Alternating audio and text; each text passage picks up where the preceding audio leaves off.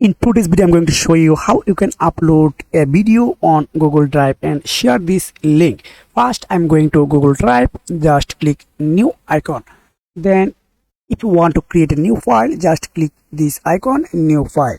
So I don't need it, I want to upload a video, just folder, upload file, upload, just click file, upload. Then I select a video, example of I select this video, just open. Wow, you can see my video are processing for uploaded on Google Drive.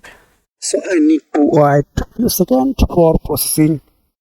Okay, now my video are successfully uploaded, so I need to click this three menu icon. Then you can see share, just share, click here for editing some info. So if I click this icon, restricted, when I click anyone with the link, then when I share this video, anyone open this link perfectly. So I copy this link.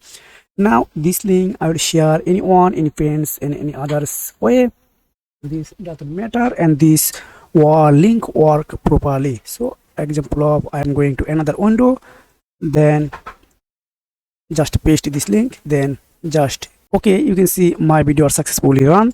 So I delete here. So if you want more videos type of, please comment below. I'll try to create a specific video only for you. See you next video. Take care. Goodbye.